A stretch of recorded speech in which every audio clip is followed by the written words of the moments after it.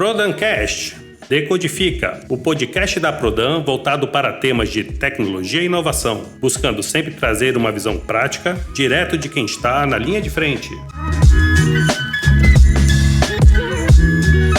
Bom dia, boa tarde, boa noite. Chegamos para mais um Decodifica, para você que gosta de tecnologia e inovação. Esse programa faz parte do canal Prodancast. Eu sou Ricardo Abinader.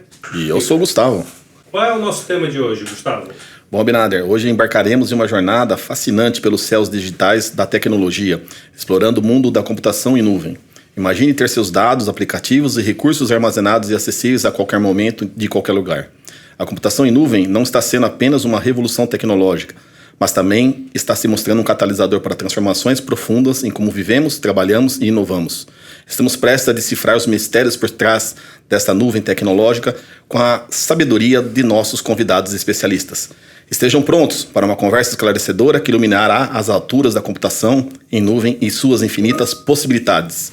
Diante disso, achamos interessante trazer esse evento para batermos um papo dentro desse nosso episódio. Abinader, você poderia apresentar os nossos dois convidados? Com certeza. Hoje o nosso primeiro convidado é o Felipe Arcângelo. Ele é formado em Ciência da Computação pela Unicamp, é auditor fiscal especializado em TI da Secretaria Municipal da Fazenda aqui de São Paulo há 9 anos, foi diretor de infraestrutura de TI da organização por 6 anos e atualmente lidera os programas de utilização de nuvem. E o nosso segundo convidado é Eric Sobreiro, é mestre em engenharia da Escola Politécnica da USP, com uma carreira de 20 anos em tecnologia. O histórico do Eric combina a experiência do setor público e privado, liderando organizações por meio de iniciativas de transformação digital. Como provedor de soluções, liderou vários projetos em governos locais, municipais, estaduais e judiciário, atuando como arquiteto de soluções, líder de projetos e como consultor. Atualmente, ele está na Gartner, responsável por aconselhar executivos de TI, principalmente no setor público, em temas como transformação digital, experiência do cidadão, otimização de custos e a generativa, dentre outros temas. Sejam muito bem-vindos ao nosso podcast, Felipe e Eric. Obrigado, Prodan, pelo convite. Muito obrigado. Bom, primeiramente, queria agradecer imensamente, o Eric e o Felipe, por a honra de estar aqui com a gente no nosso podcast. E para contextualizar, para a nossa audiência, eu gostaria de vocês explicassem um pouquinho para a gente a computação em nuvem de uma maneira fácil de compreender. Felipe, como que a gente poderia trazer esse conceito para esse tipo de público? Legal, Gustavo. Resumidamente, a computação em nuvem é uma maneira de ter acesso a recursos de computação com alta disponibilidade, confiabilidade e segurança, de maneira sob demanda e com um modelo de pagamento de acordo com a utilização, também chamado como Pay as you go. Na computação em nuvem, a infraestrutura de TI fica toda sob responsabilidade de um provedor de serviços em nuvem. Então é ele que se preocupa com aspectos como, por exemplo, o data center, os servidores físicos, o cabeamento, a energia elétrica, a refrigeração dos data centers, entre vários outros, Perfeito. Eu poderia resumir isso no seguinte: computação em nuvem é qualquer serviço de TI sobre internet. Tá? Essa é a definição geral para a computação em nuvem. E aí, quando a gente fala de qualquer serviço de TI, estamos falando de aplicações, estamos falando de infraestrutura, estamos falando de segurança, todos os afazeres típicos de TI. Tá. E quais são os benefícios da computação em nuvem para as corporações e para os usuários de soluções que estão nesse modelo de negócio? Legal, eu acho que essa questão ela é bastante abrangente, tá? Antes de falar um pouco dos benefícios, o Gartner tem uma pesquisa que ela busca compreender por que os executivos de TI estão procurando nuvem ou migrando para a nuvem. E aí a gente tem aqui, se a gente fosse pegar os 5 primeiros resultados, a gente está falando de aumento de eficiência, aumento de produtividade, modernização e segurança. Então, em geral, essas são as grandes motivações e, naturalmente, os grandes benefícios. Quando a gente olha para um contexto geral, o benefício vai depender muito da sua demanda, da sua necessidade. Eu não quero me antecipar às outras conversas que a gente vai ter aqui, mas, tipicamente, a computação em nuvem ela vem para mitigar uma série de riscos, né? Porque você tem lá um provedor de serviço que está pensando em um monte de coisas que eventualmente vão ser custosas para você. Tá? Só que isso vai depender muito dos seus ativos de software, etc. Se você tiver ativos de software que são mais recentes, com tecnologias mais compatíveis, tipicamente você vai ter maiores benefícios em migrar para a nuvem, menores custos, né? Custos controlados. Quando a gente está falando de ativos mais antigos, pode não funcionar dessa maneira, né? Então é preciso fazer essa ponderação. Então a resposta é um depende expandido, né? A gente não tem um enquadramento absolutamente claro. O que a gente precisa saber a gente precisa ter claramente qual é o objetivo, qual é o valor para a organização para se fazer esse movimento para a nuvem. Bom, em adição aos benefícios gerais apontados pelo Eric, né, eu acho que a gente pode identificar alguns casos de uso em que a computação em nuvem traz benefícios diretos para organizações. Um exemplo disso seria ter acesso à capacidade computacional sem a necessidade de fazer uma aquisição prévia. Então, para uma organização que está começando, por exemplo, né, em vez dela precisar investir em servidores, investir em um data center, ela poderia contratar esses recursos diretamente e começar a sua operação de TI. Um outro aspecto benéfico da nuvem é a capacidade elástica que ela permite a utilização pelas organizações, né? Imaginando aí uma determinada aplicação ou serviço que tenha uma natureza em que em determinado horário do dia ela possui baixa utilização e em outros horários ela possui alta utilização, né? No modelo tradicional de contratação você teria que deixar o seu servidor 100% do tempo ligado, né? E isso ia levar a uma subutilização nos períodos de baixa demanda e ia levar a uma degradação da performance nos períodos de alta demanda.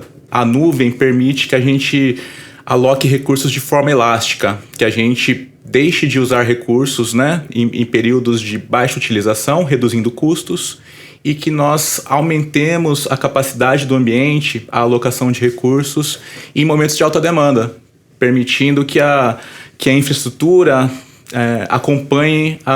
que a performance acompanhe a demanda do ambiente. Bom, 3 aplicabilidades interessantes que você comentou, né?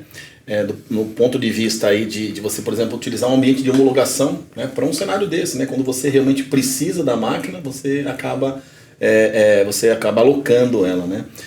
Esses use cases que foram mencionados, o Eric, você vê isso no mercado privado, né? Nos clientes que você atende, essas aplicabilidades estão cada vez mais latentes?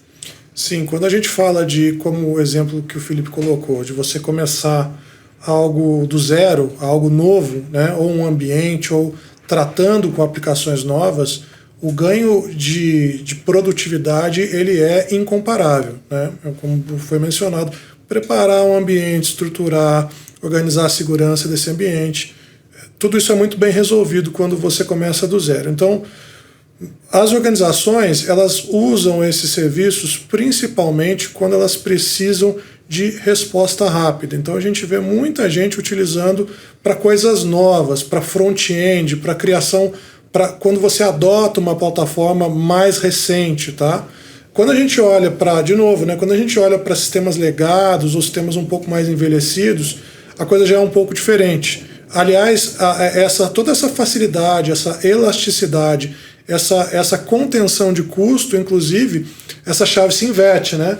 Quando você está usando sistemas um pouco mais envelhecidos, você já começa a correr um risco de ter custos excessivos e ter uma série de coisas. Mas, em geral, para respondendo objetivamente aqui a sua pergunta, as organizações têm utilizado essas soluções principalmente para cenários de aplicação aonde você quer ganhar produtividade, coisas prontas, tá? Plataformas que vão privilegiar low code, que vão privilegiar a simplificação da produção de aplicativos, etc. Então isso a gente vê muito. Outra coisa, autenticação, segurança, tá? Você tem primeiro você tem a infraestrutura já preparada, muitas vezes já bem definida, até arquiteturas prontas onde você se conecta, né? E quando esse não é o caso, você tem aplicações já bem estabelecidas. e que vão garantir para você camadas aí relevantes de segurança. Então hoje, quando a gente olha para organizações privadas, elas estão buscando armazenamento e segurança, são as coisas que eu vejo que são mais pujantes. Depois plataforma, tá? A terceira coisa que eu acho que é mais interessante ali em relação a isso. Quando a gente olha para organizações públicas, as organizações públicas hoje estão pensando tipicamente em como migrar o seu legado sem ter o trabalho de refatorá-lo para adaptá-lo à tecnologia, tá? Ok. Felipe, então eu vou considerar migrar meu legado para a nuvem. Quais são os desafios que eu costumo ter com essa atividade de migração e como eu devo me estruturar como corporação para esse movimento? Então, Abinader, existem diversas maneiras de você migrar o seu serviço para a nuvem, né? Uma mesma carga de trabalho pode ser migrada de diferentes maneiras. Então, acho que um primeiro ponto muito importante para a organização é entender bem as capacidades da nuvem, entender as tecnologias, né, ofertadas, tecnologias e serviços ofertados por cada um dos provedores de nuvem e conseguir encontrar, né, fazer uma composição de quais serviços vão atender aquela migração da melhor maneira. Existem algumas estratégias, por exemplo, vou citar uma estratégia que chama Lift and Shift. Basicamente, ela se trata de você pegar o que você tem no seu data center e levar para a nuvem utilizando recursos o mais parecidos possível, né? Essa é uma estratégia viável, né? É uma estratégia que produz resultado rápido, só que qual que é um ponto negativo dela? É que você está mantendo, né, a mesma estrutura que você tem no seu data center na nuvem, né? Então você pode acabar por não aproveitar alguns recursos que a nuvem possibilita fazendo uma migração dessa forma. A nuvem, por exemplo, permite que você utilize o serverless, né, que é uma maneira de você ter computação sem ter um servidor provisionado 100% do tempo. Então, em vez de pagar pelo tempo que o servidor fica ativo, você paga, por exemplo, por quantidade de requisições. E aí, se você pega uma aplicação sua legada do seu data center e quer levá-la para a nuvem, se você quiser aproveitar as capacidades do serverless, por exemplo, aí você precisa usar uma estratégia de migração chamada de refactor, né? Você precisa refatorar a sua aplicação, provavelmente tendo atividades aí de programação, né? Você vai precisar envolver engenheiros de software, programadores, para adaptar a sua aplicação para que ela funcione na nuvem. E aí o risco aumenta, o custo aumenta bastante, né? Exatamente. Felipe, você colocou para a gente aqui pelo menos duas técnicas, né, de migração. E assim, o Eric, no Gartner tem algo, né, que os clientes mencionam para vocês? Qual que é a melhor técnica, qual que não é? Tem alguma estatística, alguma pesquisa a respeito desse tema aí? Tem muitas coisas, né? A gente tem uma série de ativos ali que tem Ignition Guide, tem toolkits, ferramentas que te ajudam a dimensionar o problema. Mas a gente tem uma estratégia, recomendações gerais para estratégia, tá? O primeiro passo é você estabelecer um plano de migração baseado no valor que você quer entregar para a organização. Você quer reduzir custos, você quer reduzir tempo, né? De novo, quando a gente começa a navegar no terreno do refactoring, por exemplo, né, o seu custo pode explodir. O seu tempo, né, a sua entrega sobre o tempo também você começa a correr alguns riscos. Então você precisa primeiro fazer construir essa visão do valor que você quer entregar e definir esse plano, tá? Depois, a gente começar pequeno, sem grandes ambições, definir alguns business cases, estabelecer alguns pilotos, MVPs, entre aspas, tá? Onde você leva uma parte do seu serviço ou uma aplicação inteira e começa a entender tempo de resposta, elasticidade, como esse custo, a elasticidade ela é uma dádiva e ela é uma responsabilidade, né? Porque na medida que você passa aplicações que não necessariamente foram construídas para aquele ambiente, para aquela arquitetura, você começa a ter, eventualmente, um uso excessivo de processamento, de acesso a disco, etc. Então precisa desenhar bem esses casos de negócio e estabelecer essa situação. Depois tem que fazer o assessment da aplicação, né? Olha, eu tenho esse inventário de aplicações, quais aplicações, a gente tem um negócio no Gartner lá que a gente chama em inglês de low hanging fruit, eu sempre menciono isso, a fruta que você pega com a mão no pé, que é fundamentalmente o que você consegue fazer mais rápido, com menor custo e maior valor. Então você precisa organizar as aplicações, seu inventário de aplicações, a forma como você vai migrar, mais ou menos nessa lógica de entrega direta. Tá? Feito isso, é difícil dar errado. Define-se a aplicação, né? E aí tem uma coisa muito importante. Quando você migra para um modelo de nuvem, você está fundamentalmente mudando um pouco do seu modelo operacional, forma como a sua estrutura opera, os talentos das pessoas, os próprios processos internos, compliance. Então é preciso estabelecer, revisar a sua estrutura organizacional em alguma medida, tá? Garantir que essas pessoas estão treinadas, estão habilitadas, e estabelecer também um plano de comunicação, tanto na camada técnica quanto na camada de negócio. Tá? Uma vez cumpridas essas etapas, eu tenho lá um piloto ou uma aplicação performando em nuvem, é hora da gente medir esse negócio, né? Medir performance da aplicação, medir se de fato os custos estão compatíveis com custos, né, on-prem, e etc. Então, tempo de resposta, os custos, se a gente conseguiu atingir o valor almejado que a gente pretendia, se a gente conseguiu mitigar o risco, se eu reduzir algum tipo de risco diretamente aferível. Tá? Então todas essas 6 etapas, elas são fundamentais para você conduzir esse processo. E aí as técnicas aqui, os protocolos técnicos ou a metodologia que o Felipe está mencionando aqui, estão fundamentalmente conectados e vão estar ativos durante todas essas etapas, né? E a partir do momento que você estabeleceu, começou a monitorar, é PDCA, né? Está funcionando, o ambiente está respondendo, ok, vamos agora para a próxima aplicação, você vai aumentando o nível de complexidade, vai correndo mais riscos, a sua equipe vai amadurecendo, você vai entendendo os processos. Quando a gente migra para a nuvem, por exemplo, aplicações legadas, eu tenho, na minha experiência pessoal pelo menos, segurança e autenticação é um problema, tá? Sempre dá problema. Os tempos de resposta, você migra a aplicação legada com arquitetura parecida, o tempo de resposta cai muito da aplicação. Então todas essas coisas são um ciclo que de fato é um ciclo de PDCA. Tá? Complementando os pontos apontados pelo Eric, eu queria chamar a atenção para a questão do custo. Né? Quando a gente migra de um data center tradicional, do modelo on-premises para a nuvem, a gente fundamentalmente muda de modelo. Nós saímos do CAPEX para o OPEX. Bem lembrado.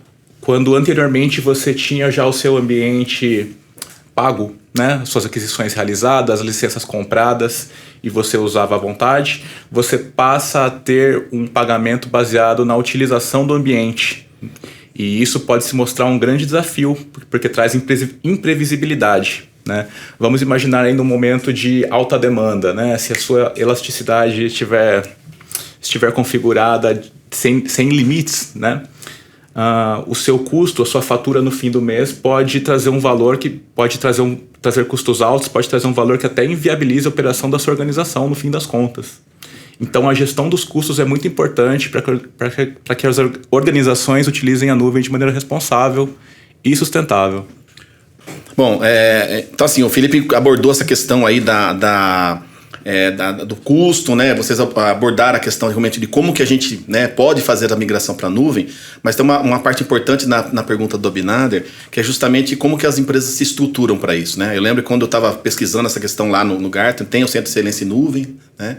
E aí eu queria saber de vocês dois, né, do Eric e do Felipe, do ponto de vista, como que é visto isso, tanto no governo quanto nas empresas que você está atendendo, o Eric? Tá, quando você fala de estruturação, você está falando internamente, né, estrutura organizacional. Como eu falei atrás, a gente chama isso de modelo operacional, né? O seu modelo operacional, fundamentalmente, ele vai mudar, né? A forma como quando a gente fala de estruturas de TI, o Gartner tem uma figura típica de organizações de TI orientada a serviço. A gente tem uma escala de maturidade de TI. Primeiro você tem TI de ativos, depois você tem uma TI mais orientada a chamados, né, responsiva, né, reativa, e depois você tem uma TI orientada a serviços. Quando a gente está numa TI organizada para serviços, né, e quando eu falo TI eu estou falando de tudo que abrange o tema, a gente existe uma figura organizacional chamada Office do CIO. Tá? O que é o Office do CIO?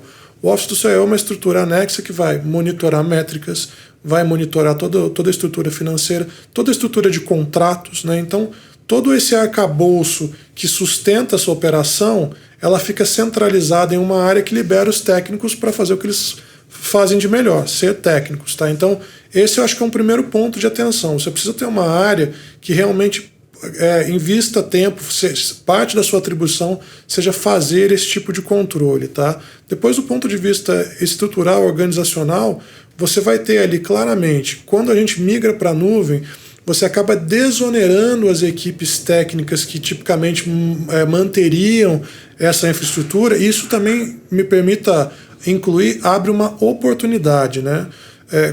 E aí eu vou misturar um pouco o tema, já puxar um pouco para a aplicação, que acaba sendo um dos grandes fins, né, quando a gente fala de nuvem, né? Quando você migra para a nuvem, você cria um ambiente muito propício para trazer essa mão de obra para junto dos desenvolvedores, do pessoal de aplicações. É quando, de fato, você começa a criar um ambiente interessante para DevOps, tá? Onde você está, de fato, olhando para produto.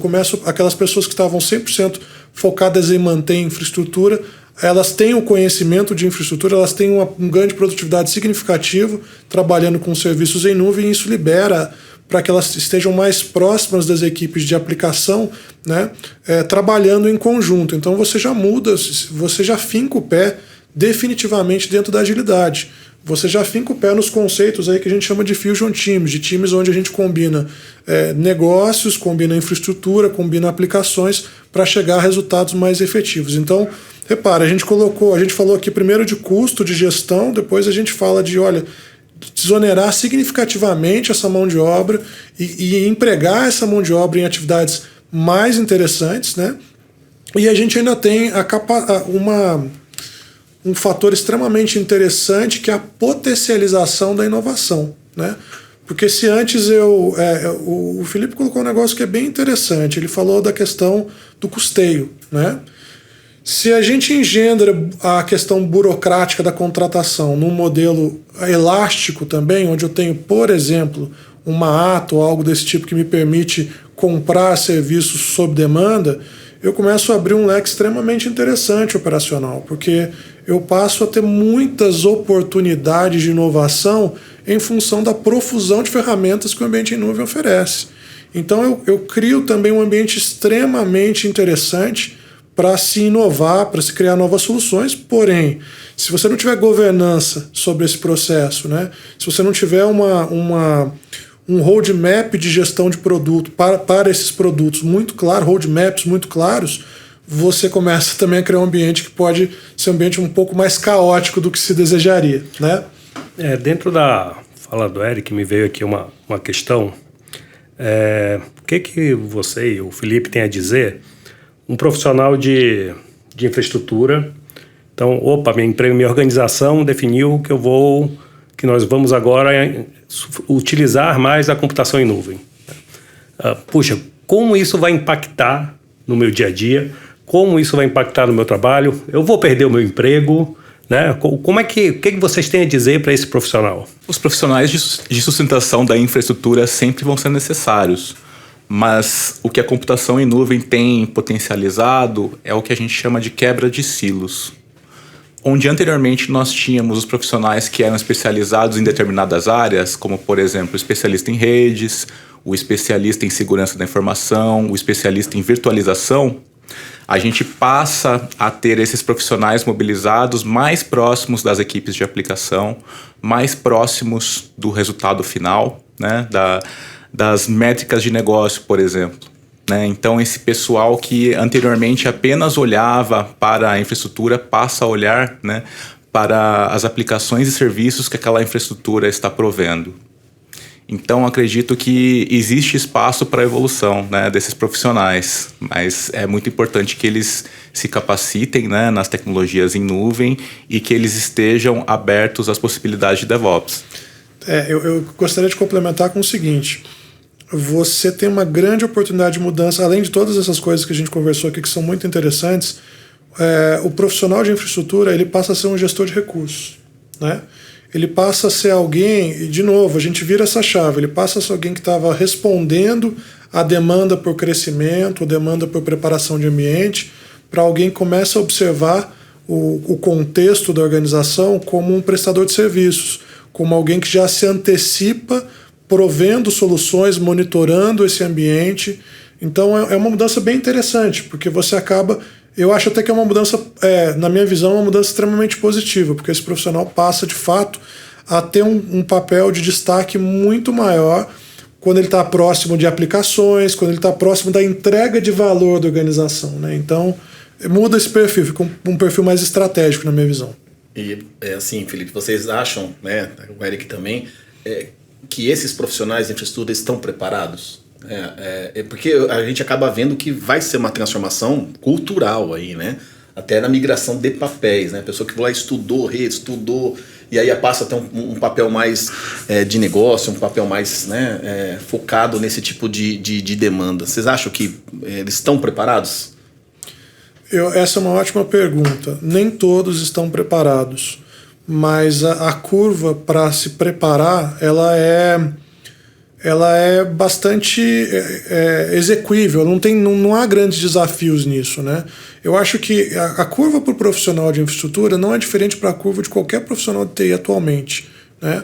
Quando o ágil começou lá nos anos 50, né, e foi evoluindo para se transformar no que é hoje, né, a gente começou essa discussão de valor, né?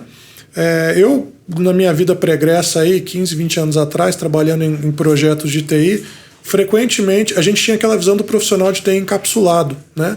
Que só se preocupava com problemas de TI, só se preocupava com problemas técnicos, né? Então, não é só para o pessoal de infraestrutura. Hoje a gente tem uma mudança de perfil onde esse profissional precisa começar a ter uma visão omnidirecional do problema, focar no valor, né?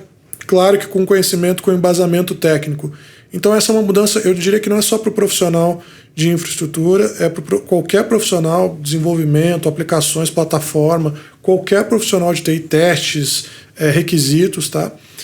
E tem uma outra coisa muito interessante que há 15 anos atrás você não tinha, que é a capacidade de autoaprendizado. Hoje a gente tem todo tipo de opção para obter uma certificação, para se desenvolver profissionalmente de maneira autônoma. Então, eu até vou aproveitar aqui para passar um recado inspirador, né? Mas não esperem essa onda acontecer. O conhecimento está disponível, está no YouTube, o conhecimento está nas plataformas de aprendizado, está na web aberta. Então, agora é um momento muito interessante para esses profissionais começarem a olhar para esse conceito, né, mais orientado a valor, a aplicação, né, e se desenvolverem nesse sentido, se qualificarem tecnicamente, profissionalmente, etc. Tá? Bom, Eric e Felipe, assim, a gente está terminando a primeira parte do nosso episódio, né? Queria que você deixasse considerações finais, né, um pouquinho, né, do que vocês poderiam deixar de dicas, né, no caso, tá? E para que a gente possa, na sequência... A minha dica nesse sentido seria entender ao máximo a computação em nuvem antes de realizar a adesão a ela. É muito importante a gente capacitar, é muito importante nos capacitarmos, entendermos muito bem as vantagens e desvantagens, né? Porque a nuvem não traz só lados positivos, ela traz grandes riscos, né, às organizações. Então é muito importante entendê-la muito bem antes de adotá-la. Perfeito. Eu vou complementar o entendê-la muito bem, tá? Entender claramente o que cada produto oferece, se comparado à sua necessidade. Se você está falando de armazenamento, por exemplo, né, em armazenamento de longo prazo, resposta rápida, os custos mudam completamente, o perfil do produto muda completamente. Então, entender claramente o produto, mas tem um ponto também que é muito importante: fazer uma avaliação, a gente chama do assessment, né?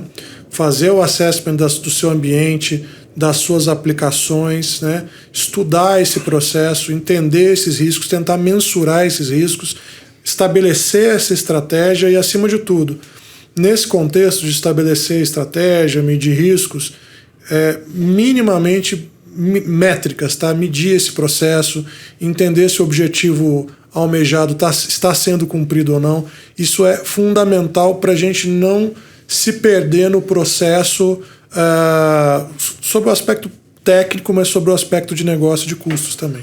Eric, Felipe, muito obrigado pela participação agradece. de vocês aqui nessa primeira parte do nosso programa de computação em nuvem. Aguardamos ansiosamente pela segunda parte.